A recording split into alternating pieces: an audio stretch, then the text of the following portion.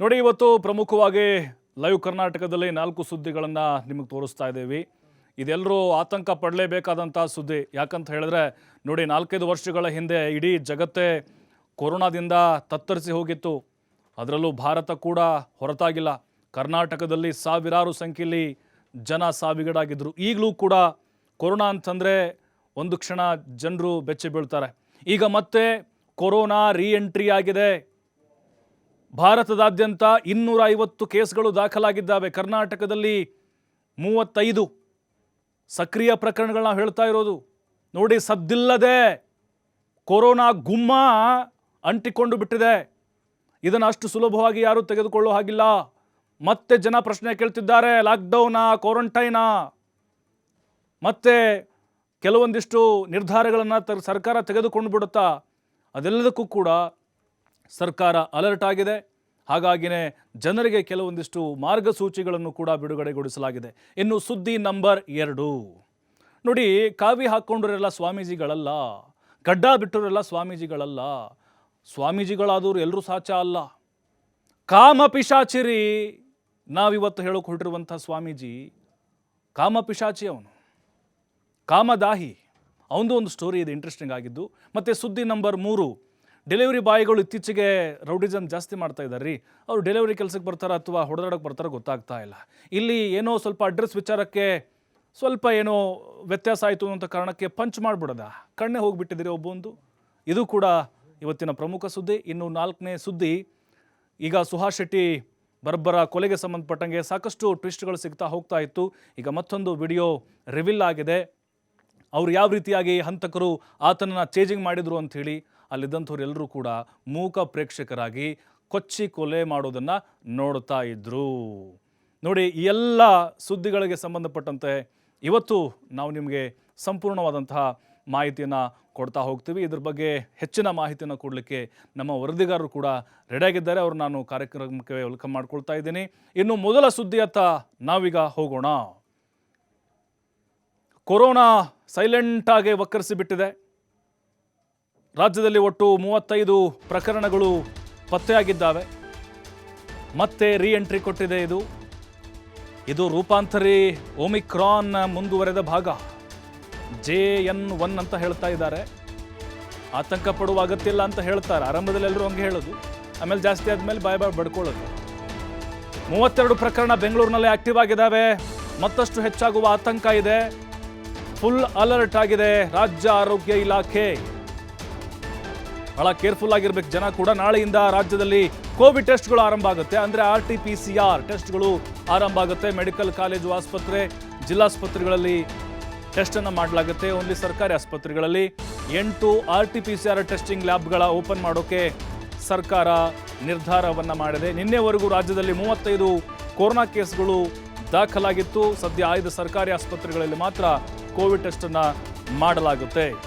ನೋಡಿ, ಇವೆಲ್ಲವನ್ನು ನಾವು ಗಮನಿಸ್ತಾ ಹೋದರೆ 2021, 22 ಈ ಸಂದರ್ಭದಲ್ಲಿ ನಾವು ನೋಡಿದ್ವಲ್ಲ, ಕೋವಿಡ್ ಏನು ಅಂತ ನಮ್ಗೆ ಗೊತ್ತಿದೆ.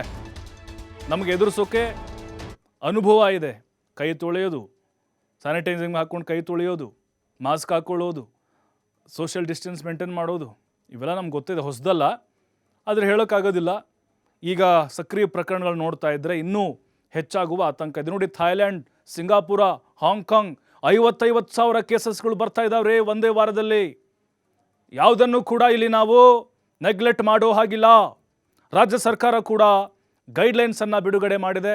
ಮಾಸ್ಕನ್ನು ಧರಿಸಬೇಕು, ಕಡ್ಡಾಯ ಅಂತಲ್ಲ, ತಮ್ಮ ಕಾಳಜಿಗೋಸ್ಕರ ಮಾಸ್ಕನ್ನು ಧರಿಸಬೇಕು, ಸ್ಯಾನಿಟೈಸಿಂಗ್ ಕೈ ಮಾಡಿಕೊಳ್ಬೇಕು, ಮತ್ತು ಸಾಮಾಜಿಕ ಅಂತರವನ್ನು ಕಾಯ್ದುಕೊಳ್ಬೇಕು. ಅದರಲ್ಲೂ ಗರ್ಭಿಣಿಯರು, ಮಕ್ಕಳು, ವೃದ್ಧರು, ಸಾರಿ ಇರುವಂಥವರು, ಅಂದರೆ ಶ್ವಾಸಕೋಶ ಸಮಸ್ಯೆಯಿಂದ ಬಳಲ್ತಾ ಇರುವಂಥವರು, ಮಧುಮೇಹಿಗಳು, ಇವರೆಲ್ಲರೂ ಕೂಡ ಅಲರ್ಟ್ ಆಗಿರಬೇಕು. ನಿಮಗೇನಾದರೂ ಡೌಟ್ ಬಂತಾ? ನೆಗಡಿ, ಕೆಮ್ಮು, ಶೀತ, ಜ್ವರ, ತಲೆನೋವು, ಅಥವಾ ವಾಸನೆ ಬರಲಿಲ್ವಾ? ವಾಸನೆ ನನಗೆ ಕಂಡಿಡಕ್ಕೆ ಆಗ್ತಾ ಇಲ್ಲ, ಸ್ಮೆಲ್ ಬರ್ತಾ ಇಲ್ಲ ನನಗೆ, ಏನಾದರೂ ತಿಂತೀರಾ, ನಿಮಗೆ ಟೇಸ್ಟೇ ಬರಲ್ಲ, ಆಗ ನೀವು ನಿಮ್ಮಷ್ಟಕ್ಕೆ ನೀವೇ ಟೆಸ್ಟ್ ಮಾಡಿಸ್ಕೊಳ್ಬೋದು. RT-PCR ಟೆಸ್ಟ್ಗಳು ನಾಳೆಯಿಂದ ಓಪನ್ ಆಗ್ತಾ ಇದ್ದಾವೆ. ಸರ್ಕಾರ ಕೂಡ ಅಲರ್ಟ್ ಆಗಿದೆ. ಕೇಂದ್ರ ಸರ್ಕಾರ ಕೂಡ ಇದರ ಬಗ್ಗೆ ಇನ್ನೂ ಜಾಸ್ತಿ ಗಮನವನ್ನು ಹರಿಸಬೇಕು. ಯಾಕಂದರೆ ಪಕ್ಕದ ಕೆಲವು ದೇಶಗಳಲ್ಲಿ ಬೆಡ್ಗಳು ಸಿಗ್ತಾ ಇಲ್ಲ ಅನ್ನುವಂಥ ಮಾಹಿತಿ ನಮಗೆ ಸಿಗ್ತಾ ಇದೆ. ಹಾಗಾಗಿನೇ ಈ ಕೊರೋನಾವನ್ನು ಎದುರಿಸೋಕೆ ಕೇವಲ ಸರ್ಕಾರಗಳಷ್ಟೇ ಅಲ್ಲ, ನಾವೆಲ್ಲರೂ ಕೂಡ ತಯಾರಾಗಿರಬೇಕು. ಈ ಬಗ್ಗೆ ಮತ್ತಷ್ಟು ಮಾಹಿತಿನ ಕೊಡ್ತಾರೆ ನಮ್ಮ ಪ್ರತಿನಿಧಿ LN ಸ್ವಾಮಿ ನೇರ ಸಂಪರ್ಕದಲ್ಲಿ. LN ಸ್ವಾಮಿ, ಗಮನಿಸ್ತಾ ಇದ್ದೀವಿ ಓದ್ಯಾ ಪಿಶಾಚಂದ್ರೆ ಬಂದೆ ಗವಾಕ್ಷಿ ಅನ್ನೋ ಹಾಗೆ ಮತ್ತೆ ಕೊರೋನಾ ವಕ್ಕರಿಸಿಕೊಳ್ತಾ ಇದೆ, ಅಬ್ಬರಿಸುವಂಥ ಸಾಧ್ಯತೆಗಳಿದೆ ಅಂತೆ ಈ ರೂಪಾಂತರಿ ತಳಿ. ಸದ್ಯಕ್ಕೆ ಕರ್ನಾಟಕದ ಪರಿಸ್ಥಿತಿ ನೋಡ್ತಾ ಇದ್ರೆ ಸರ್ಕಾರ ಹೇಗೆ ಅಲರ್ಟ್ ಆಗಿದೆ, ಜನರು ಹೇಗೆ ಜಾಗೃತರಾಗಿರಬೇಕು ಅನ್ನೋದು?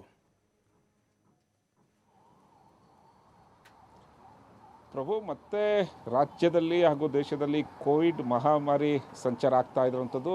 ಈಗಾಗಲೇ ಕೋವಿಡ್ಗೆ ಸಂಬಂಧಪಟ್ಟಂತೆ ರಾಜ್ಯದಲ್ಲೇ 35 ಪ್ರಕರಣಗಳು ದಾಖಲಾಗಿವೆ. ಅದರಲ್ಲೂ ಬೆಂಗಳೂರಿನಲ್ಲಿ 32 ಪ್ರಕರಣಗಳು ದಾಖಲಾಗಿರುವಂಥದ್ದು. ದೇಶದಲ್ಲಿ ಒಟ್ಟಾರೆಯಾಗಿ 257 ಕೋವಿಡ್ ಪ್ರಕರಣಗಳು ದಾಖಲಾಗಿವೆ. ಹಾಗಾಗಿ ಮುಂಬರುವ ಎಚ್ಚರಿಕೆ ಕ್ರಮಗಳನ್ನು ತೆಗೆದುಕೊಳ್ಳೋದಕ್ಕೆ ಈಗಾಗಲೇ ಸರ್ಕಾರ ಕೂಡ ಎಲ್ಲ ರೀತಿಯ ಸಿದ್ಧತೆಗಳನ್ನು ಮಾಡ್ಕೊಳ್ತಾ ಇರೋಂಥದ್ದು. ಈಗ ನಿನ್ನೆ ಕೋವಿಡ್ ತಾಂತ್ರಿಕ ಸಮಿತಿ ಸಭೆಯನ್ನು ಮಾಡಲಾಗಿದೆ. ಮುಂಬರುವ ಎಚ್ಚರಿಕೆ ಕ್ರಮಗಳನ್ನು ಯಾವ ರೀತಿ ತೆಗೆದುಕೊಳ್ಬೇಕು ಅಂದರೆ, ಕಳೆದ ಬಾರಿ ಕೋವಿಡ್ ಬಂದಂತಹ ಪರಿಸ್ಥಿತಿಯಲ್ಲಿ ಸಾಕಷ್ಟು ಸಮಸ್ಯೆಗಳು ಎದುರಾಗಿದ್ವು, ಸಾವುಗಳು ಕೂಡ ಹೆಚ್ಚಾಗಿದ್ವು.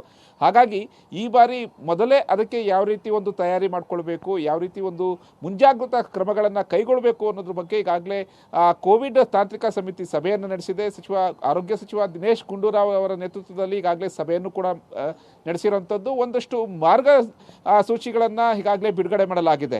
ಅಂದರೆ ಇದು ಕಡ್ಡಾಯ ಅಲ್ಲ, ಆದರೆ ಒಂದಿಷ್ಟು ಮುನ್ನೆಚ್ಚರಿಕೆಯನ್ನು ತೆಗೆದುಕೊಳ್ಬೇಕು ಅನ್ನೋದು ಈಗಾಗಲೇ ಸಚಿವರು ಹಾಗೂ ತಾಂತ್ರಿಕ ಸಮಿತಿ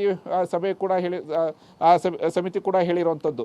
ಅಂದರೆ ಈ ಹಿಂದೆ ಬಂದಂಥ ಸಂದರ್ಭದಲ್ಲಿ ನಮಗೆ ಎಚ್ಚೆತ್ತುಕೊಳ್ಳೋದಕ್ಕೆ ಸಾಕಷ್ಟು ಸಮಯಾವಕಾಶ ಬೇಕಿತ್ತು.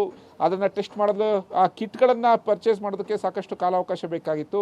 ಹಾಗಾಗಿ ಸಮಸ್ಯೆಗಳು ಸಾಕಷ್ಟು ತಲೆದೋರಿದ್ವು. ಆದರೆ ಈ ಬಾರಿ ಆ ರೀತಿ ಆಗಬಾರ್ದು. ಅಂದರೆ ಏನಾದರೂ ಕೋವಿಡ್ ಬಂದಂಥ ಸಂದರ್ಭದಲ್ಲಿ, ಉಲ್ಬಣ ಆದಂಥ ಸಂದರ್ಭದಲ್ಲಿ ಆ ರೀತಿ ಹೆಚ್ಚಿನ ಸಮಸ್ಯೆಗಳು ಆಗಬಾರ್ದು ಅನ್ನೋದು ಈಗ ರಾಜ್ಯ ಸರ್ಕಾರದ ಮುಂದೆ ಇರುವಂಥ ಒಂದು ದೊಡ್ಡ ತಯಾರಿನೇ ಮಾಡ್ಕೊಳ್ತಾ ಇರೋದೆ. ಹಾಗಾಗಿ ಎಲ್ಲ ಜಿಲ್ಲಾ ಆಸ್ಪತ್ರೆಗಳಲ್ಲೂ ಕೂಡ ಟೆಸ್ಟಿಂಗ್ ಮಾಡೋದಕ್ಕೆ, RT-PCR ಟೆಸ್ಟಿಂಗ್ ಮಾಡೋದಕ್ಕೆ, ಜೊತೆಗೆ ಉಸಿರಾಟಕ್ಕೆ ಸಂಬಂಧಪಟ್ಟಂತೆ ಏನಾದರೂ ಸಮಸ್ಯೆಗಳು ಕಂಡು ಬಂದಲ್ಲಿ ಆ ಟೆಸ್ಟ್ಗಳನ್ನು, ಅಂದರೆ ಶ್ವಾಸಕೋಶದ ಒಂದು ಟೆಸ್ಟ್ಗಳನ್ನು ಮಾಡೋದಕ್ಕೆ ಈಗಾಗಲೇ ಎಲ್ಲ ರೀತಿಯ ಆ ಒಂದು ಸೌಲಭ್ಯಗಳನ್ನು ಆಯಾ ಜಿಲ್ಲಾ ಆಸ್ಪತ್ರೆಗಳಿಗೆ ಒದಗಿಸಿಕೊಟ್ಟಿರುವಂಥದ್ದು. ಹಾಗಾಗಿ ಮುಂಬರುವ ದಿನಗಳಲ್ಲಿ ಇದರ ಟೆಸ್ಟಿಂಗ್ ಮಾಡಲಿದ್ದಕ್ಕೆ, ಅಂದರೆ ಉಸಿರಾಟದ ಸಮಸ್ಯೆ ಅಥವಾ ಹೃದಯಕ್ಕೆ ಸಮಸ್ಯೆ ಇದ್ದಂಥ ಸಂದರ್ಭದಲ್ಲಿ ಅವರು ಒಂದಿಷ್ಟು ಮುಂಜಾಗ್ರತಾ ಕ್ರಮಗಳನ್ನು ತೆಗೆದುಕೊಳ್ಬೇಕು, ಎಚ್ಚರಿಕೆಯಿಂದ ವಹಿಸ್ಕೊಳ್ಬೇಕು. ಅಂದರೆ ಸಾರ್ವಜನಿಕ ಸ್ಥಳಗಳಲ್ಲಿ ಮಾಸ್ಕ್ ಕಡ್ಡಾಯ ಆಗದಿದ್ದರೂ ಕೂಡ ವಯಸ್ಕರು, ಮಕ್ಕಳು ಹಾಗೂ ಬಾಣಂತಿಯರು, ಗರ್ಭಿಣಿಯರು ಮಾಸ್ಕ್ಗಳನ್ನು ಹಾಕಿಕೊಳ್ಬೇಕು, ಸ್ಯಾನಿಟೈಸರ್ ಮಾಡ್ಕೊಳ್ಬೇಕು ಅನ್ನೋದು ಈಗ ಆರೋಗ್ಯ ಇಲಾಖೆಯಿಂದ ಒಂದಿಷ್ಟು ಮಾರ್ಗಸೂಚಿಗಳನ್ನು ಬಿಟ್ಟಿರುವಂಥದ್ದು. ಪ್ರಭು, ಥ್ಯಾಂಕ್ ಯು LN ಸ್ವಾಮಿ ತಮ್ಮೆಲ್ಲ ಮಾಹಿತಿಗಾಗಿ.